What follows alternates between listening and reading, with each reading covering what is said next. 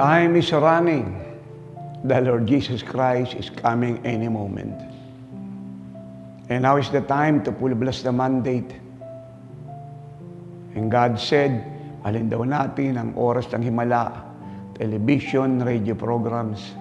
Isa siya sa ginagamit ng Diyos mightily to transform the Philippines, to bring the church to her destiny, that is to be like our Lord Jesus Christ, the biblical, authenticated Christianity. At paano raw po natin mamahalin ang mga programa ng Oras ng Himala?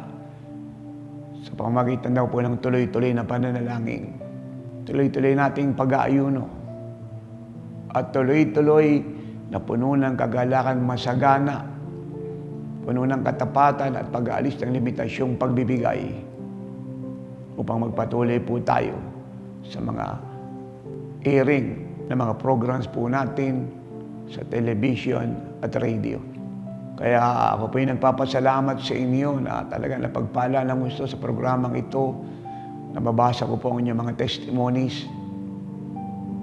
Pinupuri ko po ang Diyos sa kanyang katapatan na ang mga sakit yung incurable ay na-heal. Ang buhay niyong malungkot ay sumaya. Ang buhay niyong madilim ay lumiwanag. Ang buhay niyong magulo ay pumayapa. Ang gawa ng diablo ay nasira at kayong walang pag-asa ay nagkaroon ng matagumpay na pag-asa. Kaya patuloy po tayo magbigay ng masagana.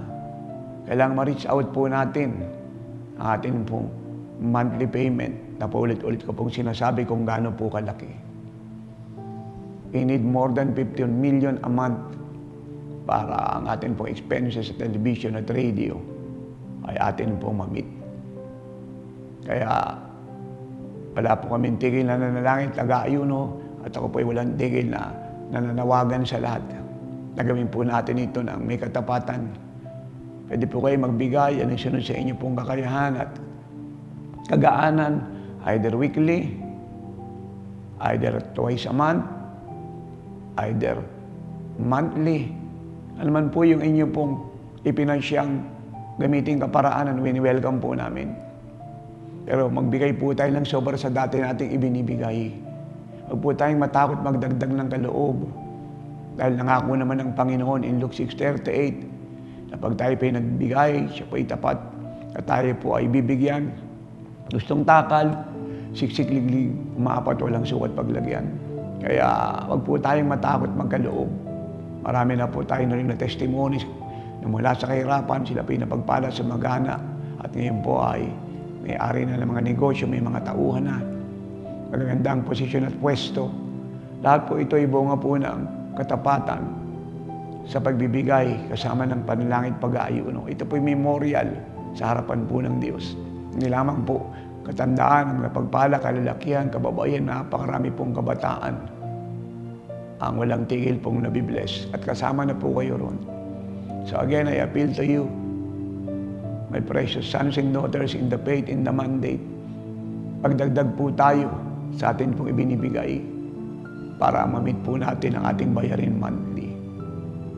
At hindi po tayo papayag na siya po yung mabawasan o tumigil dahil napakarami pong buhay ang inaabot. Kasama na po ang inyong buong sambayanan. Ipamalitaan niyo po ang oras ng himala.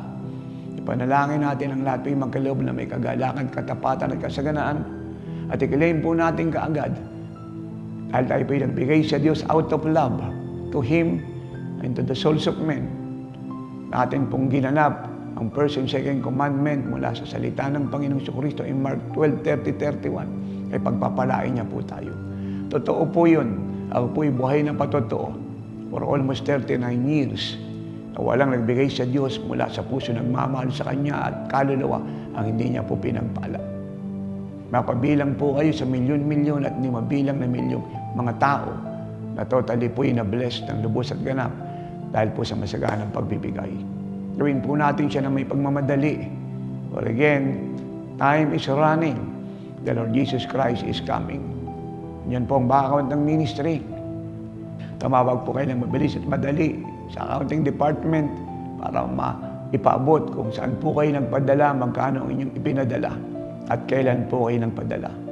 At muli nyo rin po ako i-message paabutan dahil pagpapalain kayo ng Diyos. At gusto ko pong marinig kung gaano katapat ang Diyos sa lahat. ng nananampalataya na pag tayo po ay nagbigay, tayo po ay tatanggap. Sumainyo po ang masaganang buhay, matagumpay na buhay, malayang buhay, malusog na pamumuhay, at pamumuhay kagaya ng ating Panginoong Hesukristo. And everybody say, Amen and Amen.